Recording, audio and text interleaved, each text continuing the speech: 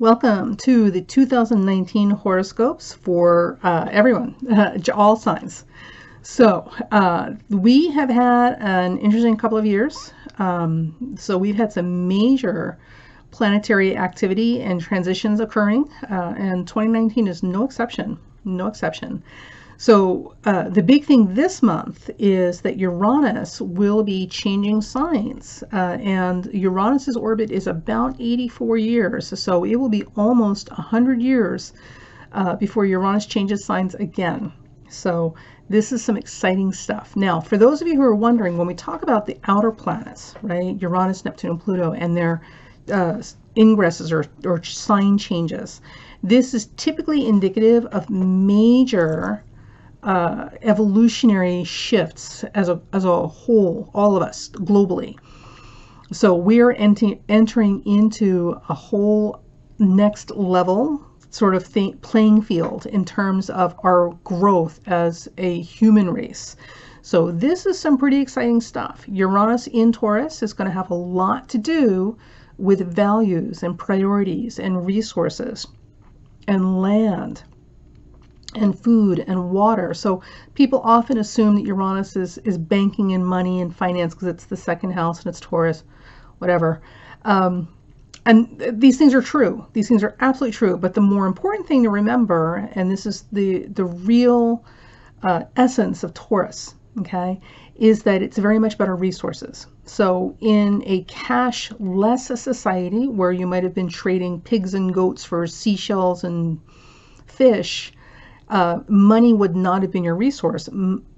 Cows and goats and fish would have been, and seashells would have been your resource. So when we talk about Taurian things, what we're really talking about are how we establish values, what we place urgent priority value on, and what we use to measure the value of those things. These are very much about our resources and our building blocks, the things that we have to work with, to sustain us, to build with, and to ensure the safety and growth of the people underneath and behind us, right? Children and future generations, and also our neighbors, because we're all in this together. So with Uranus moving in the Taurus, we can expect a lot of destabilization where Taurus things are concerned. So certainly we can expect some radical changes and upsets where anything involving money is concerned. And Bitcoin came out while Uranus was in Aries, very upstart little thing, right? So with Uranus in Taurus, one of the things that we can look for are some changes in the financial playing field. Not necessarily Bitcoin, although cryptocurrency will have its place, obviously. With Uranus in Taurus, one of the things I would look for is a lot of stress tests and a lot of challenges to the existing norms about how resources are managed and divided and handled, right? So the whole 1% that has 90% of the wealth in the world may not be the same thing once Uranus finishes its transit through Taurus over these next 84 years. Now, the other thing is that Uranus is the planet of innovation. So Uranus is definitely going to put us through our paces in terms of finding new and ingenious ways to manage our resources. And ultimately, our real resources are water, air, soil, okay, and human labor. All of these things are the things that we build and sustain life with. Those are our actual resources. So with Uranus moving through Taurus, one of the things that we can absolutely look for is a revisit and a reconsideration of how we're doing these things, and a lot of ingenious and innovative ways to reduce waste and to manage limited resources even better, and some pretty interesting changes and directions in terms of architecture and buildings, which should be interesting. Because remember, Taurus is a Venus-ruled sign. So Taurus is also about how we get our pleasure, right? Our physical pleasure, because it's not just food, it's about comfy clothes and a comfy place to sit, you know, and you know, the way things smell and taste and sound. All of these things are very Venus, and they're definitely very Taurus, because if you know Taurus, Taurus knows what feels good. So with Uranus and Taurus, we can expect some really fascinating changes and unexpected directions that we're going to go in terms of things that provide us with pleasure. From new innovative fabrics that will become more mass market, that come from completely unexpected sources, to music, right? So if you think, for those of you who are older, who are listening to music now and just like, oh God, could it possibly get any more weird or worse? Well, it could, but the good news is with Uranus and Taurus, we can expect a lot more breakthroughs in terms of innovative ways of making sound theater, right? Or sound art. The other things that I would look for with Uranus and Taurus is, believe it or not, cosmetics, because remember, cosmetics are Venus. That's very Venusian. So with Uranus and Taurus, one of the other things I would look for are some changes or innovations in terms of cosmetics and how people make themselves more beautiful, right? So body art, body modification, these things were already coming out previously, but we should see some really unbelievable directions that this is kind of open up in as we move forward with Uranus and Taurus. The other thing with Uranus and Taurus, I would definitely look for challenges and innovations and changes in the way we grow our food and the type of food that we eat and our understanding of food, because Taurus is food, right? So soil quality is definitely going to be a thing. Farming and agriculture will come full bore to the front and center of the table, which it needs to. It's been long overdue for this. So we should expect to see, there we go, sorry. We should definitely expect to see some really ingenious innovations in terms of better land management for agriculture and farming. So that's exciting. And what else? So Uranus and Taurus, there's actually a lot of really good stuff with Uranus and Taurus. So if people get you all wound up about, oh my God, the banking system, blah! Mustn't we panic? Sometimes people they just listen. Life is full of suffering. Things are going to happen. Nothing's ever easy, you know. So I just getting people wound up about stuff like that is just not helpful. Anyway, so if people get y'all wound up about banking and the economic collapse, and here's the thing you got to remember, right? And we do have these issues coming to the table as soon as we've got a Saturn-Uranus square, and we talked about that in one of the earlier videos. So again, I'm going to repeat this. We do have some challenges ahead of us, but the most important thing is that we learn to be more resourceful, and we remember that in every crisis and every challenging situation in our lives, in every moment that we are dealing with a lack, this is actually an opportunity for us to dig deep inside ourselves and find our internal genius. Okay, because innovation, inspiration, genius solutions to complicated problems, these things don't occur unless we have a challenge in front of us and we are forced to deal with it. Because when things are comfortable and easy, nobody does a whole lot of anything except get fat, dumb, and happy, which is good. But if you're looking for an opportunity to really exercise your genius muscle, it won't happen during those times. So as we head into some challenging times closer to 2020, I want you guys to remember that this is an opportunity for you to discover just how much of a genius you really are when it comes to finding new, creative, and innovative solutions to some perplexing problems that may seem insurmountable. They're not insurmountable, we just have to find new solutions or different problems. Okay, so right now this year, Uranus is sliding in Taurus, and we are starting the fun ride through Taurus. So we've got some great stuff that's coming from this. You got to keep your eye on the prize and understand that there's no such thing as a smooth sailing, easy ride unless you're, anchored to port. You're not going anywhere. All right, so let's get to the year.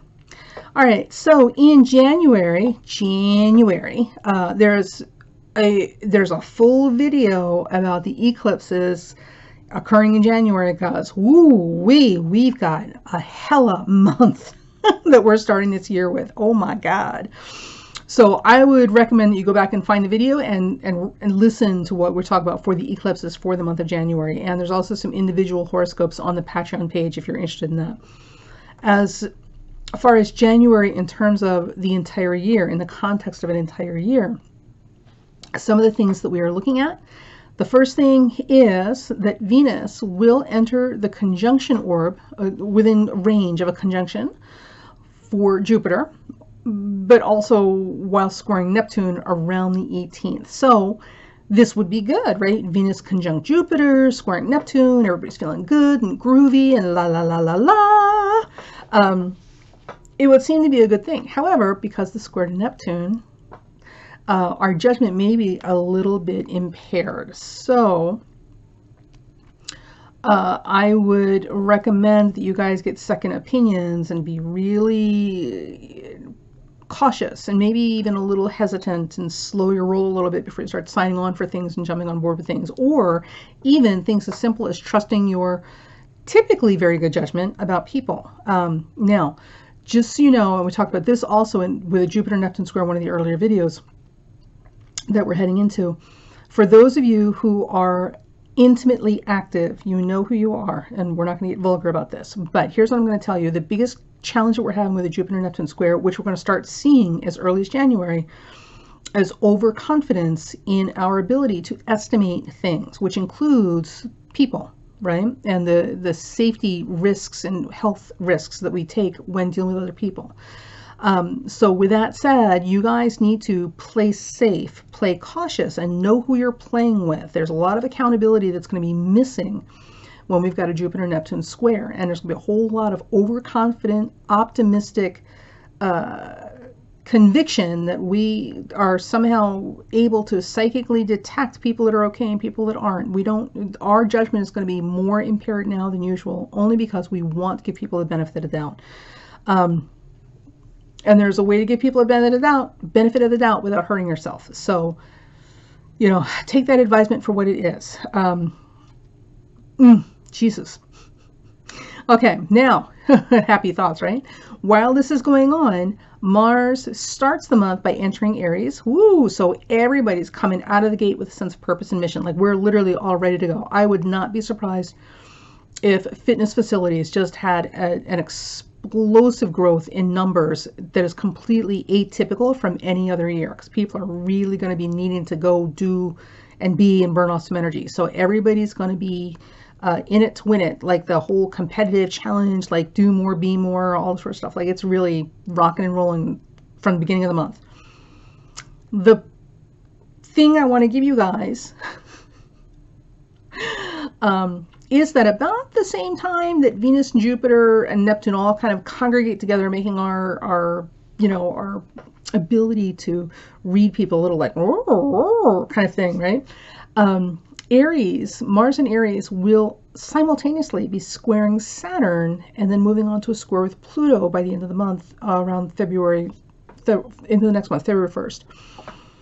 So this is going to give us two things. One, again, if you misjudge somebody or a situation or a commitment or a contract, whatever it is that you misjudge because you went on optimistic faith and confidence that you knew what you were doing, you didn't need to double check, the penalties for this are going to be huge, huge. So you're going to learn real quick what this Jupiter-Neptune square is going to be all about for the rest of the year. The other thing is that there is, on a gross physical level, there is the possibility that a lot of people are going to have a lot more bruises, breaks, sprains, and strains from overdoing it in the gym or with the exercise or the team sport or whatever. So I'm just saying, like, if your most energetic movement at home is jumping, like leaping to conclusions and jumping up to answer the door to get your Amazon package or run to the refrigerator, parkour may not be the best place to start for your fitness regimen. I'm just saying. So there's an overestimation of what we can do, and there's a very high penalty for overestimation that will occur at the same time. So please, please, please slow down, get a second opinion, and listen to the good advice of people who care about you and are seeing things a little bit more objectively than you are.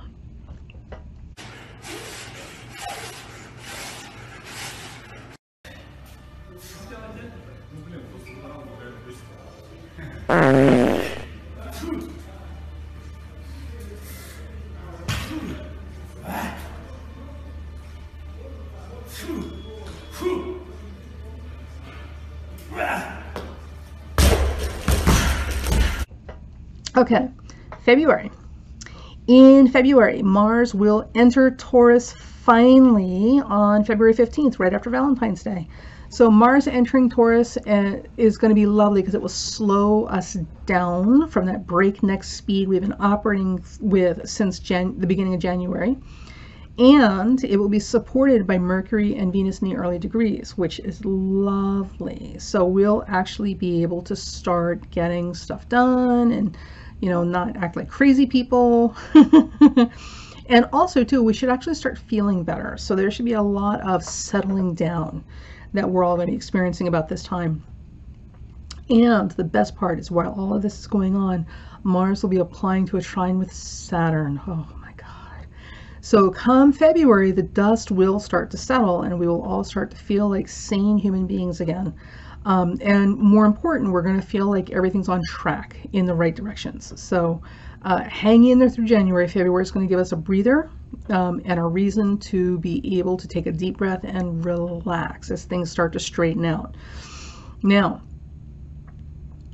we're not completely out of the woods.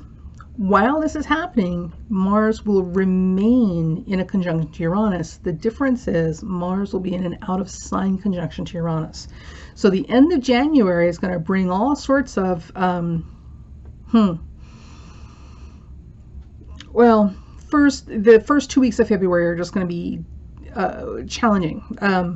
Right at the end of January, first 2 weeks of February. Now, once Mars enters Taurus and it comes out of the sign of Aries and away from Uranus by sign, we should feel some relief from the pressure and the constant anxiety that at any second things are going to break in our hands or fall apart behind us or fall out from underneath us.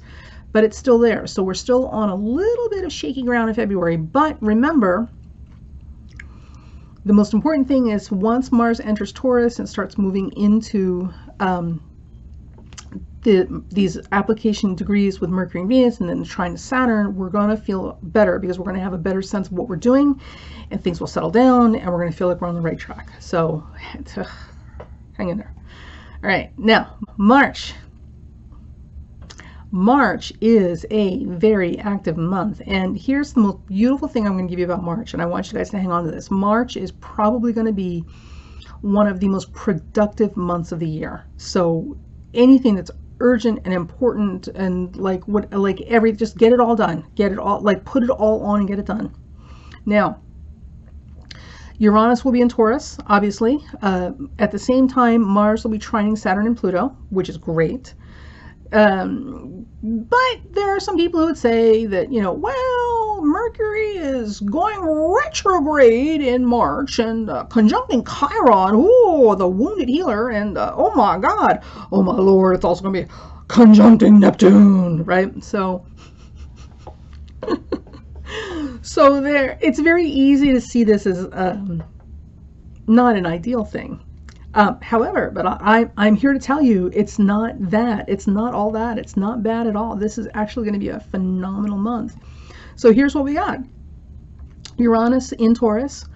Obviously very, very good. We're okay with that. Now, with that, Mars will be trining Saturn. That Saturn and Pluto will be in exact conjunction together, and Mars will be trining that. That is literally efficiency expert that's getting it done, right? So that aspect alone guarantees that we're going to be tremendously productive in all of our efforts. So sustainable growth, sustainable efforts, sustainable outcomes. This is what we're setting into motion this month. That's an awesome thing. So, you know, the Mercury retrograde conjunct Chiron, oh, what could that be, right? Well, here's the deal. So we know when Mercury retrograde is not always bad for God's sakes. So we know when Mercury is retrograde, this is a better time to review things, right? Because Mercury just creates a little bit of havoc when we're trying to start things, new things. But with Mercury, I'm sorry, I'm having such a hard time breaking this down in the little cookbook recipe ingredients. So here, let me just do it my way. So Mercury retrograde, station retrograde, or end retrograde at 29 Pisces conjunct Chiron is going to do a number of things. The most important thing is that with Mercury retrograde in Pisces, it's going to give us the opportunity to go back and have a stress test, right? So we're going to be able to look for any broken links, any issues, any problems, any little tiny details would have tripped us up moving forward, and clean and sweep that up. Mercury retrograde conjunct Pisces, or Chiron in Pisces, is also a position of grace and forgiveness. So for those of you who are actively or needing to actively work on repairing relationships, or do some healing work on yourself, or get unstuck, and wherever it is in life that you need to get unstuck with, that's going to involve a lot of faith, trust, vulnerability, and forgiveness. This is the time when you can get a tremendous amount accomplished. So for those of you who are needing therapy or counseling, or a good sympathetic ear that's not going to feel sorry for you, but will listen and encourage you to get it together in the most loving way, this is the time to go look for those support groups, or those individuals, or those counselors. For those of you who are having relationship issues, this is the time to put the healing work in to sort that out. For those of you who are dealing with disease processes, or physical illnesses, this is a great time to really actively engage. I mean, all times are good times to actively engage in your healing process, but this is a really good time to get in there and make it work, and find alternative ways, or combinations of ways, I should say, alternative combinations of ways to make your therapy work better. Because healing is never a 1-2 thing. It's a combination of things together that have to get right for the body to express total or gross wellness. Now, Mercury will then go down and station direct at the end of the month, 28th, around 28th, at 16 Pisces, and it will conjunct Neptune. And again, like, there's a whole lot of, but Neptune, it's such a bad rap. Neptune really does. So Mercury conjunct Neptune in this particular case, and station retrograde, emphasizing it, is going to be fantastic because, one, your spidey sense is going to be off the wall. Your creative juices are going to be flowing.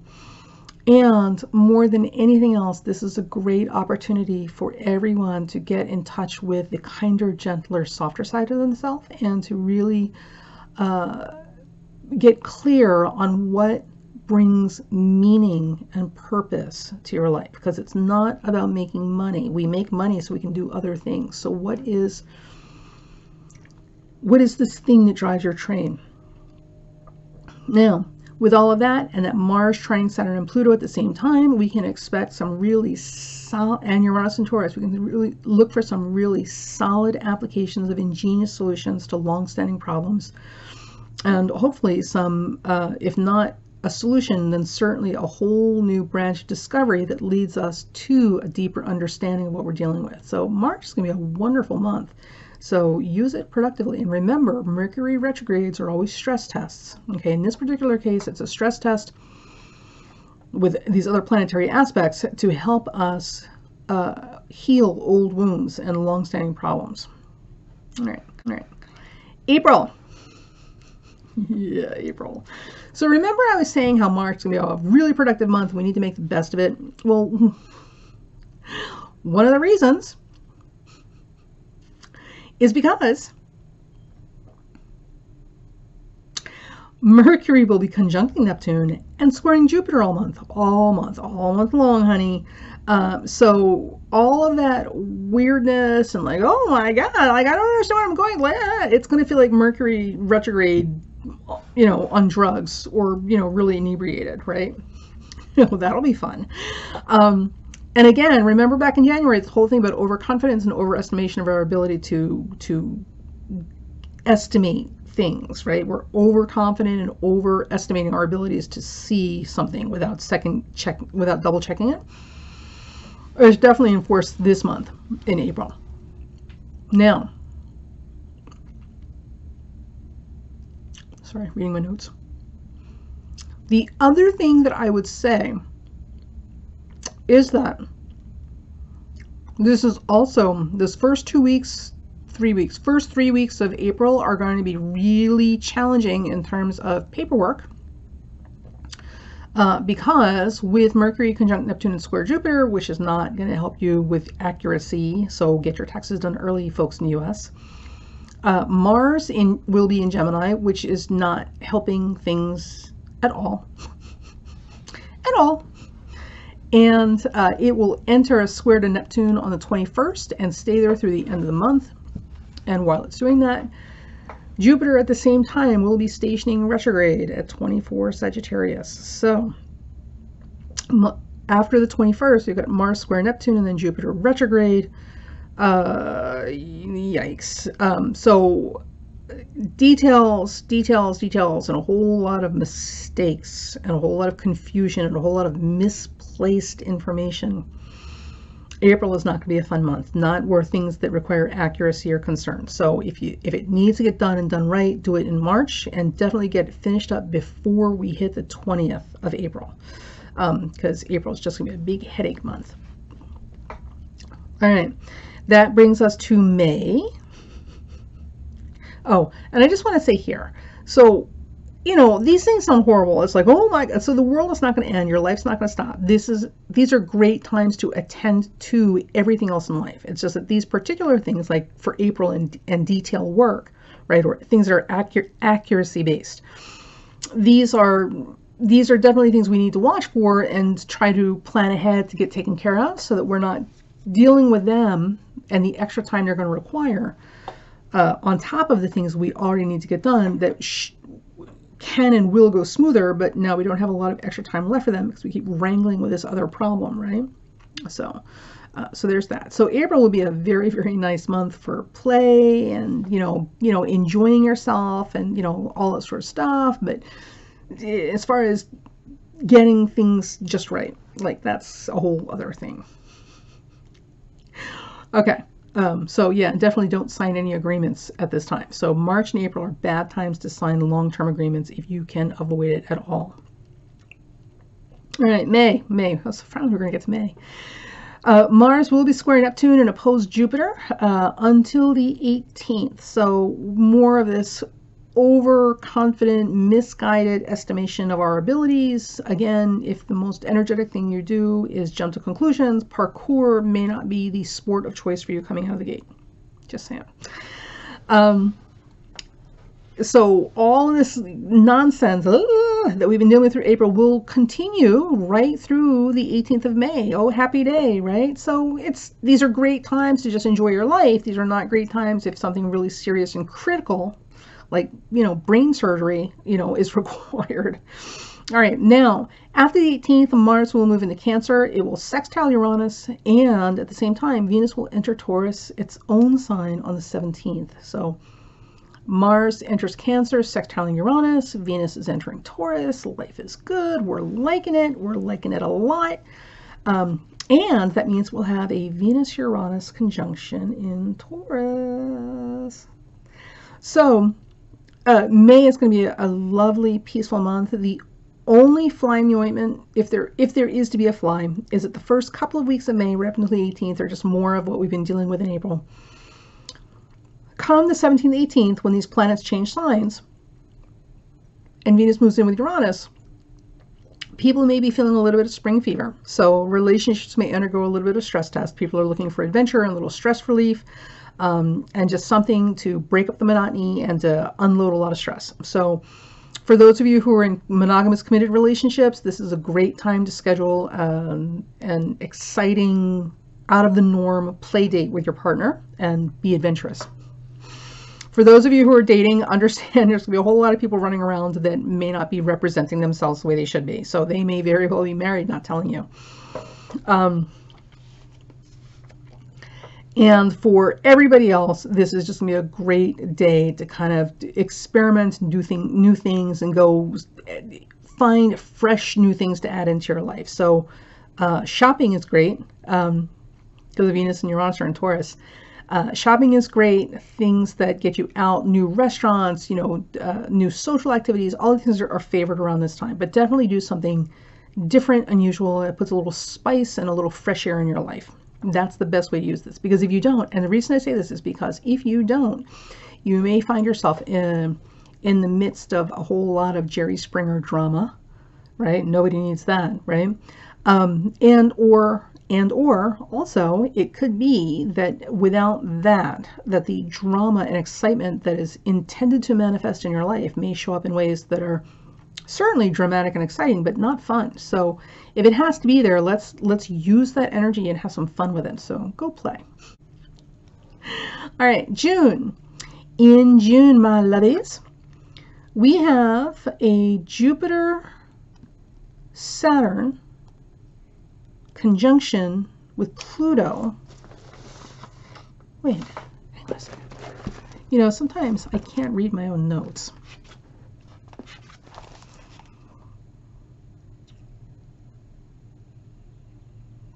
I don't know what I was thinking. There's no Jupiter-Saturn conjunction. But it is Saturn conjunct Pluto for sure. Sorry. Okay. In June. Oh, that's what it is. Sorry. Right. So I think faster than I write. That's a little bit of a problem. All right. So we have Saturn moving into a tight conjunction with Pluto, and they are both retrograde, which means that people are going to be grouchier than usual. So people in positions of authority or heavy responsibility are going to have zero, do you hear me? Zero, or maybe even negative numbers below zero sense of humor at this time. So for those of you who work for other people, do your due diligence and do not give your bosses a reason to like lose it on you, because they're literally no sense of humor right now. For those of you who are self-employed, you know, please, you know, take a Xanax or a deep breath, or like, you know, meditate for 30 seconds before you bite somebody's head off. People are doing the best they can. And also to double check to make sure that your expectations are realistic and you've given, you know, mere mortals, you know, ample time to try and get the job done. So some of this, don't yell at me, but I'm just saying some of this maybe you're doing too. So it's not fair to take it out on other people that they weren't moving fast enough for your demands and needs and urgencies when you didn't give enough time to get up to task. Because listen, if they were as good as you, they would be you doing your job, right? Okay. Now, while this is going on, Jupiter will also be retrograde. Oh my God. So literally people are just going to be a little grumpy all way around in June. Like a sense of humor is going to be priceless at this time, and maybe a little hard to find. Whew. Oh my gosh. Now, interesting to note, in June, Jupiter and Saturn will both not only be retrograde, but also in their signs of rulership, which makes them even more, what is what I'm looking for? Even more pronounced. So, with Jupiter and Saturn retrograde, both of these planets retrograde in rulership in this particular combination, yada, yada, yada, caveat, caveat, caveat, this is the month where if you want it, you've got to make it happen. So this is literally a make or break kind of month based on your efforts. Nobody is getting anything given to them this month. So if you want it, you've got to make your breaks, you've got to make your luck, you've got to make things happen. You've got to understand that people are not feeling forgiving, or have a sense of humor. There will be no leeway. And you're really going to need to be dedicated. Like if this is what you want, you've got to be dedicated. And you've got to be willing to put the muscle in to prove it, because that's the only way you're getting it. Now, here's the thing, right? So for those of you who are starting things in June under these particular aspects, God bless you.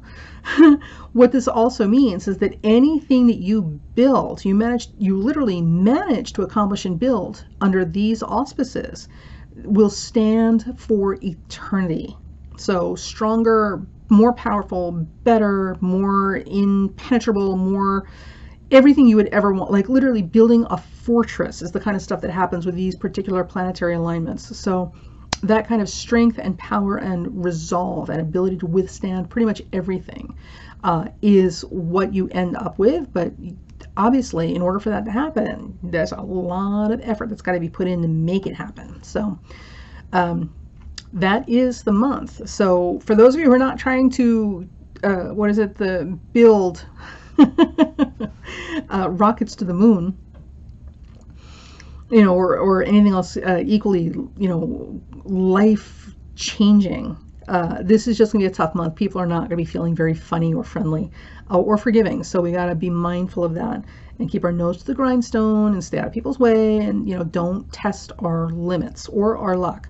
For those of you who are really trying to accomplish big things, this is definitely a stress test month that has amazing opportunities for legendary results. Legendary. So, if you're going through it, keep going through it and understand that what you come out with is going to surpass even your wildest expectations if it is strong enough to survive this.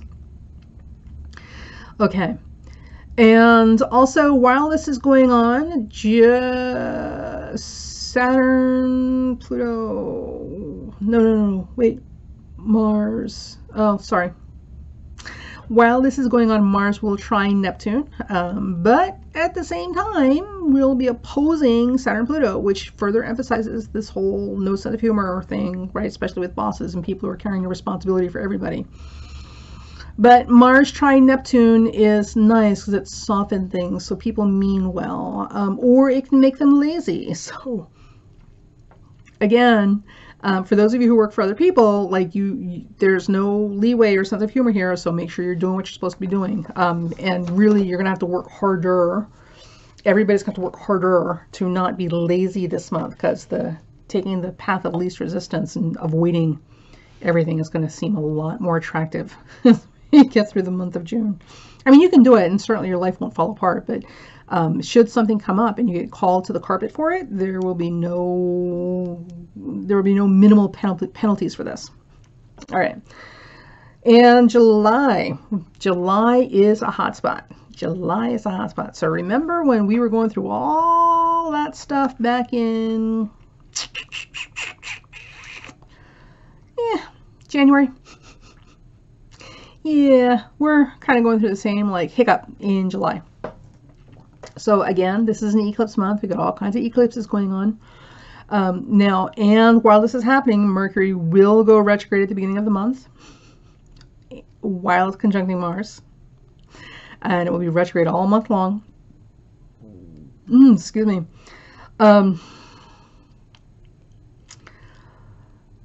Mars will move into 0 Leo around the 2nd.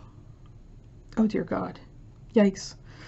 Yeah, so this whole first week of July, that whole 4th of July week, that whole week is just literally talking about fireworks all week long. So we've got Mercury turning retrograde conjunct Mars. We've got Mars at 0 Leo, which was moving into a square with Uranus at 5 Taurus, and we're having an eclipse activation at the same time.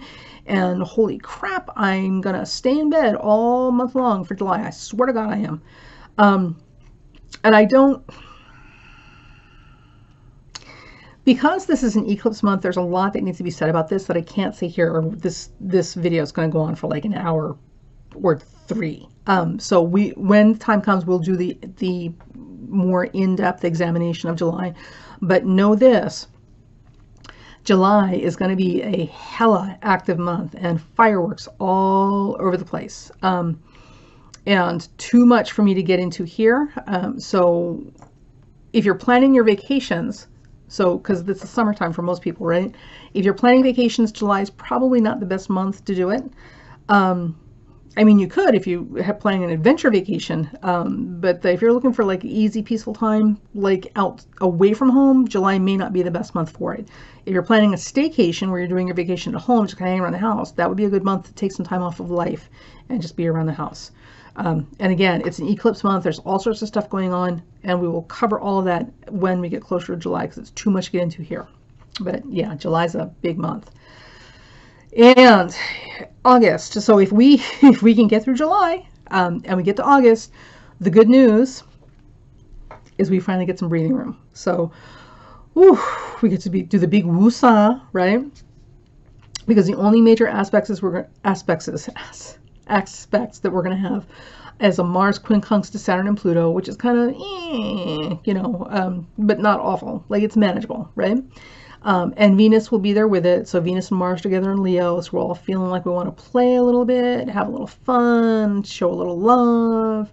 And it's quincunxing Saturn and Pluto. So it may be more of a more of a budget issue, or a resource or a time issue. So we may have to make some adjustments to our plans for parties and socialization and romance, but we can still do it. We just have to make some unexpected or inconvenient adjustments to make it happen. And the good news, the best news, is that Jupiter will station direct on August 11th at 14 Sagittarius. So Jupiter station direct will bring the return of humor. Sense of humor. Never leave home without one.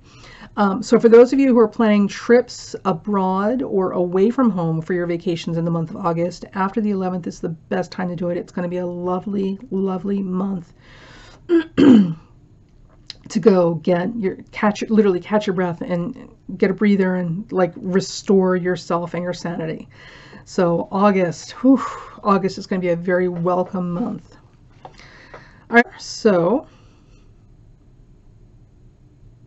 when the party's over, the first half of September, we are going to have Mercury, Venus, and Mars in Virgo. So everybody's going to be really feeling this, let's get it done, get work done, let's go, let's go, let's go.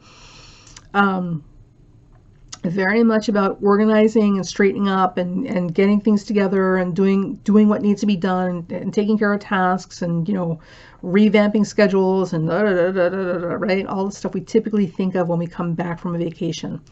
Now, it will be opposing Neptune, so people won't be quite so pinchy, sharp, pointy. Won't be quite so pointy that usually with all that Virgo emphasis, because, Virgos, man, you guys are like porcupines, right? Well, for everybody else.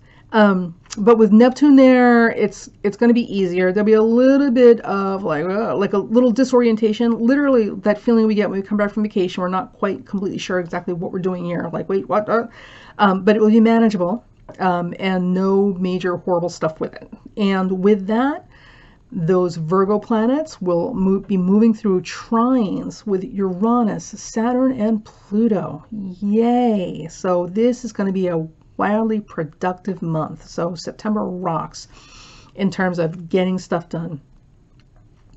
Now, the second half of September, so if you're planning a vacation, probably August is best, right? Or maybe even September, depending on what you want to do for vacation.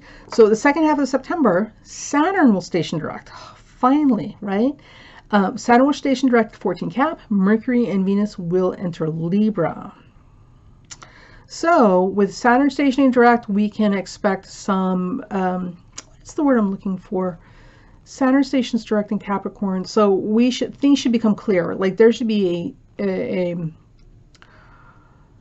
like a finalization or like an aha moment, right? So Saturn stationing direct to 14 Capricorn is going to be really, really good. And it's going to unlock a lot of very important things that'll help push the world forward, personally and for humanity as a whole. Mercury and Venus entering Libra will now begin their trek into squares with those Capricorn planets next month. This month and next month. So we can expect some, well, the second half of September, we can expect more. In October, we're finally going to get some breathing room again. Mars will move into Libra, and it will be mutual reception with Venus, and Venus will be opposing Uranus. So the first half of October, the first couple of weeks of October, we've got some stuff going on. So we may see some continuation of changes in our relationships and our acquaintances and our social groups and who we spend our time with and connect with socially. Also, too, we may see some previews of what's to come in December, because we have more eclipses coming in December. So pay attention to what's happening in your life and around your life right now, and make a mental note or mark it in your calendar so you can revisit in December and see how this played out as being very significant for you. And it may not be anything. If you don't have any planets at these degrees for the eclipse in December, this time period may mean nothing to you. But for world events and certainly for personal events, if you're carrying planets or angles at these degrees, it's definitely a time to watch. After the 20th of October, so we're getting into the late part of October, last couple of weeks of October, right? Mars will be making sextiles to Sagittarius, trine to Neptune.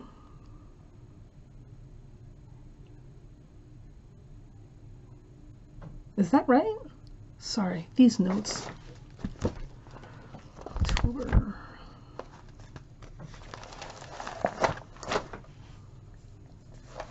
All right, 20th.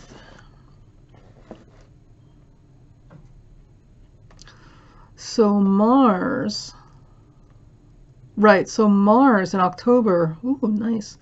Mars, Leo, Virgo, Libra, Scorpio. That's Virgo, no, that's September. I hope I was reading the right month. Mars is in Libra, Venus is in Scorpio. So Venus, oh, right, because Venus and Mars are mutual reception, sorry. All right, so Mercury will be in Scorpio, making beautiful, beautiful aspects to Saturn and Pluto, which helps a lot. So we're going to be able to really get to the heart of things and communicate easily and be clear about what needs to get done, and just everything's going to flow nicely in October. The other thing is Venus, because Venus and Mars are in mutual reception, they're kind of trading places with each other periodically. So Venus will also be making some beautiful aspects to this, well, to Neptune and also Saturn and Pluto, which will help immensely and will make things flow nice, right? Now, we do have a little bit of a fly in the ointment because Mars will be squaring Saturn, but it will be sextile in Jupiter. So Mars squares Saturn, sextile Jupiter. Some of the things that we can expect to see with that particular combination, well, I mean, it's a kind of a mercenary, opportunistic sort of mindset. So opportunities will present themselves, but they may require some hard decisions that have to be made, and some releasing of things that some sacrificing of things we weren't necessarily prepared to sacrifice. So some hard decisions, uncomfortable decisions may need to be made in October, but all of these things will be for good reason and better outcomes. So it will be easier to do than it would be otherwise. The other thing that's important is in October is that Pluto will finally station direct. So Pluto stationing direct at 20 Capricorn will be very important, and it will pick up towards the end of the month. Venus and Mars will be interacting with that Pluto. So we should see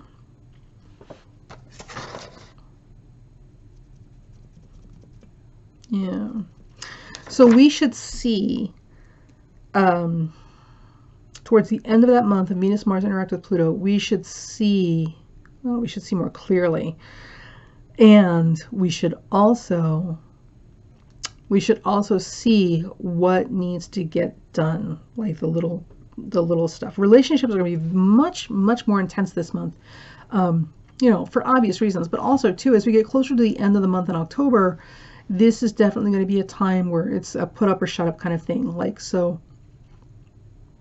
anybody who's been on the fence or not sure about what needs to happen, like, this is the month where you have to play your hand. You can't hold your cards close to your chest anymore. You've got to play your hand.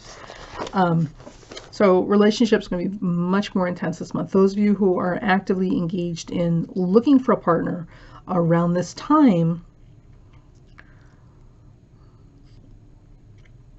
you may pull in very charismatic or compelling, like almost hypnotic partners, but it may not necessarily be, you know, I don't know.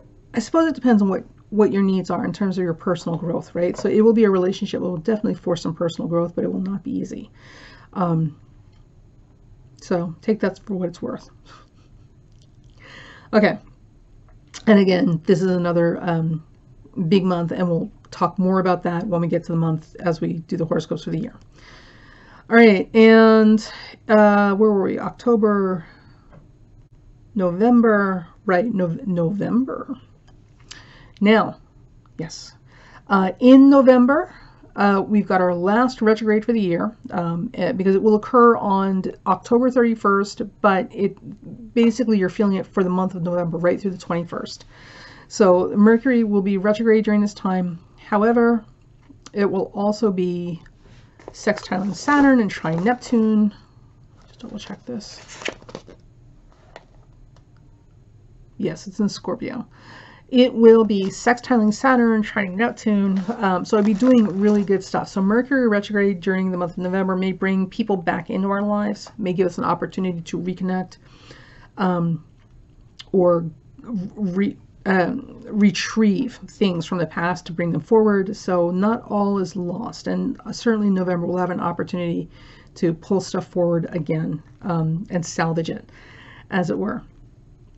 Now, Neptune will station direct right about the same time that Mercury goes direct. So Mercury will go direct this month on the 21st.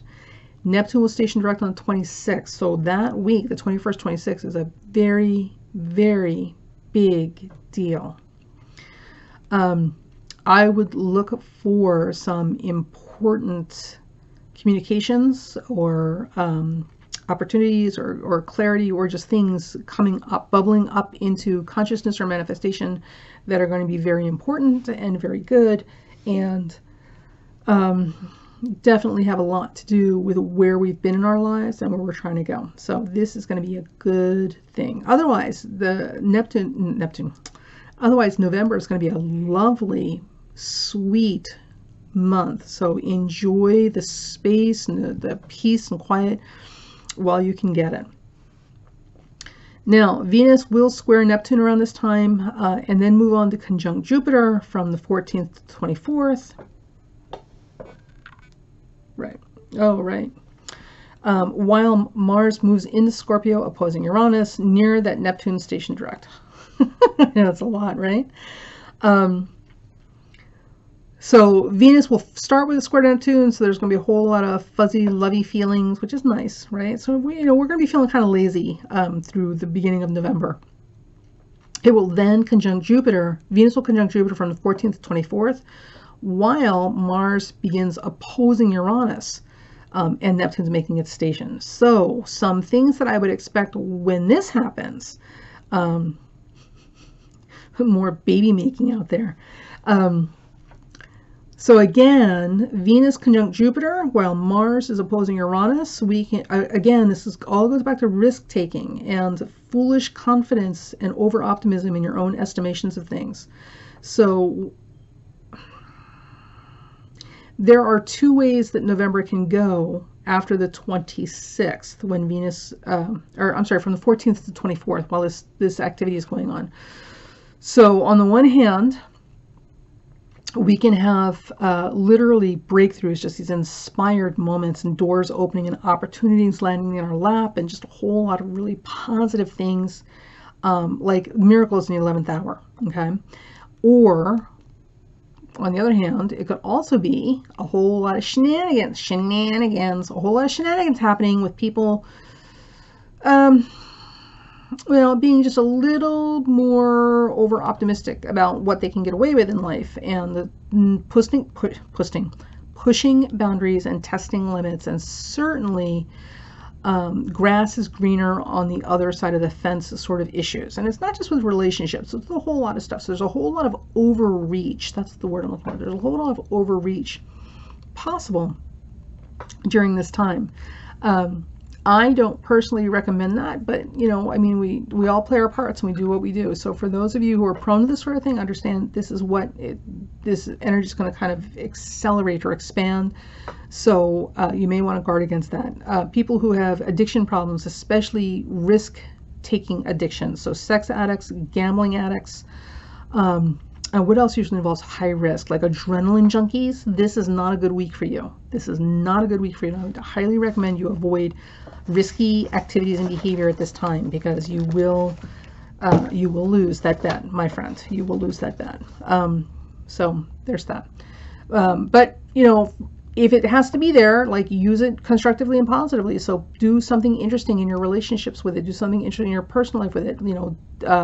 Do something fun. Go play. Just don't put yourself out in front of a firing squad.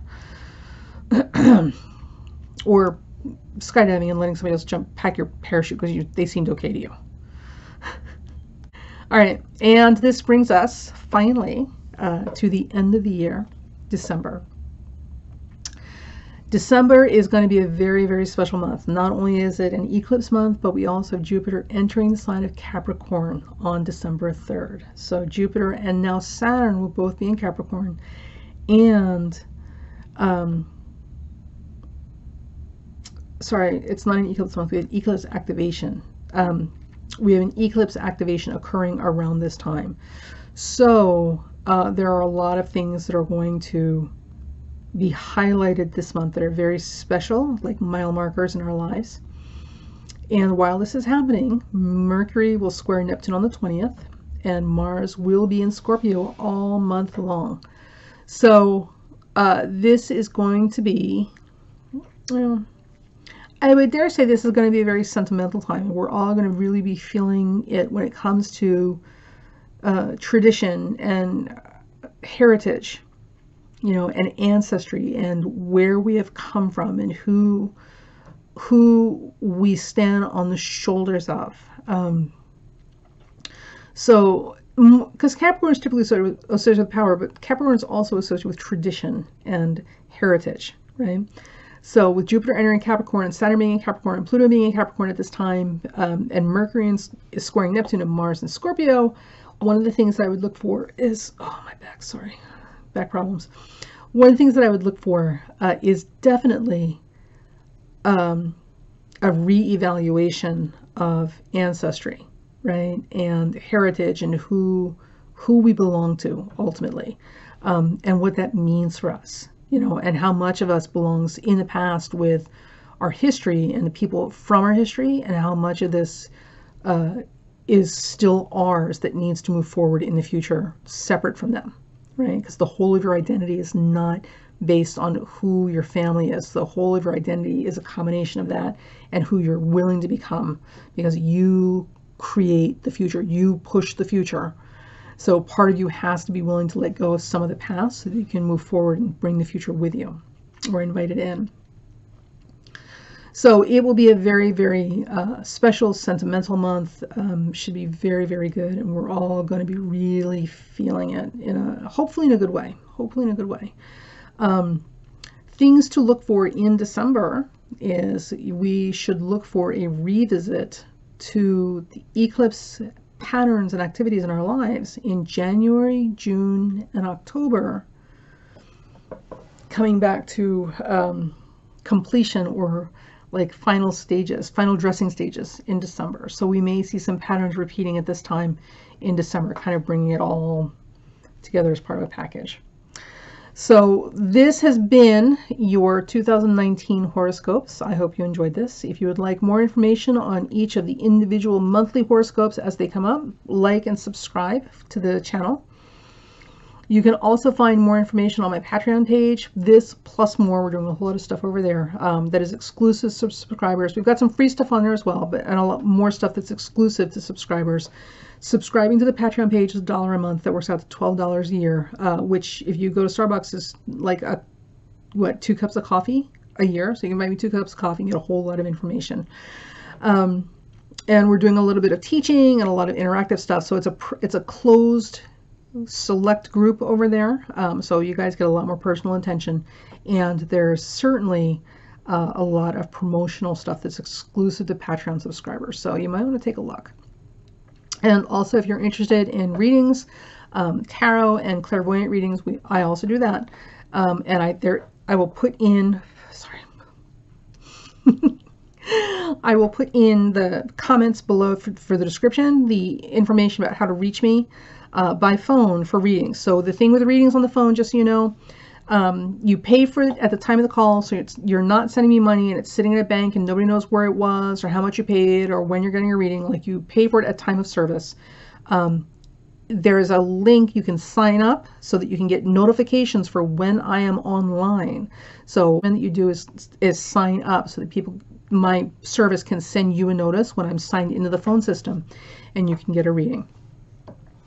The rates are very reasonable because I think everybody, especially when you're struggling, really needs to be able to have access to good, sound, objective advice or counseling. So I'm not charging $1,000 an hour for a reading. It's not like that at all. It's actually extremely reasonable. And the other thing, where's I going with this?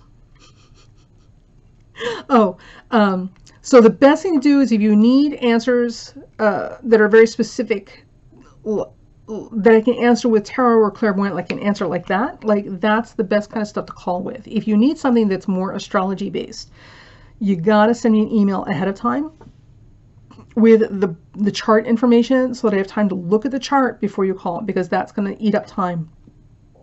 And there's no need for you to listen to me breathe while I'm analyzing your chart before I can give you an answer on the phone and paying for that time. So if you send me an email at a time, we can schedule a phone consultation for astrology, and we can take care of it that way. Also, if you're interested in readings and natal chart work, all that sort of stuff, please reach out to me by email, primalgirlwellness@gmail.com, because, sorry, and also there's a link on the About page for here that will send you to my email.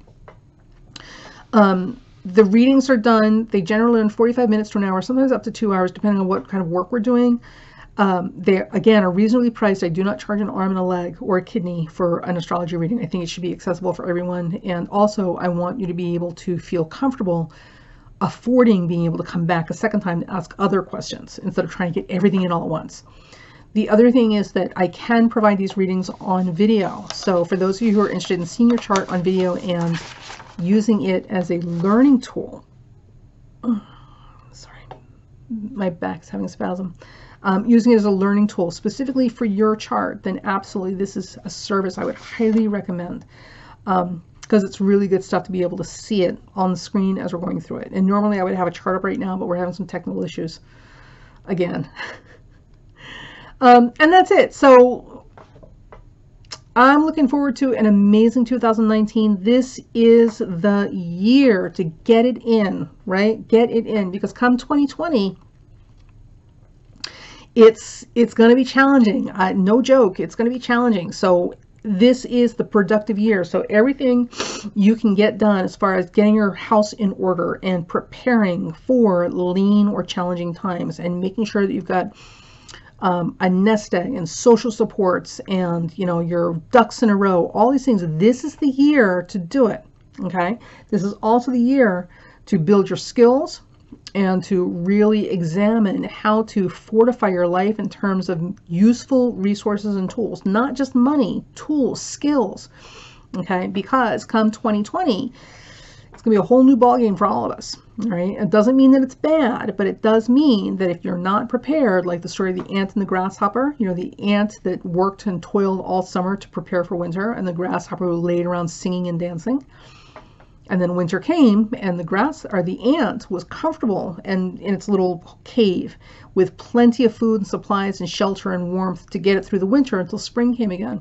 The grasshopper, on the other hand, had nothing, because the grasshopper had wasted that entire summer not working and instead just enjoying himself and pretending that it was going to be fine, and, you know, he'll deal with it when it comes. So, and of course, the grasshopper went begging the ant for assistance. And I don't remember the story after that. But all of this is to say that this year right now, this is the ant and the grasshopper summer. So make use of this time as productively as possible to build skills and tools and resources to carry you through a winter. And if you can do that, you're going to find that life is a lot more manageable no matter what happens. All right. So for those of you who aren't going to do anything this year and just going to act like it's just another year, it's just business as usual. They go through this all the time. All right. Now, don't come knocking on my cave door when winter comes, and, you know, you and your little scarf and your little grasshopper legs are like, oh, can you spare me a little warmth? And no, you had all summer to do something and you didn't do it. And actually, I probably would spare you a little warmth and food, but like, you're not going to get a lot of sympathy in the process with it. I'm just saying. All right. So, oh my gosh, 58 minutes. Jeez Louise. All right. So this is it. Monthly horoscopes by sign will be posted in more detail. Will be posted on the Patreon page. Phone lines will be linked below. If you like this, like, subscribe, share. You guys have been awesome, and I look forward to seeing more of you next year. Bye.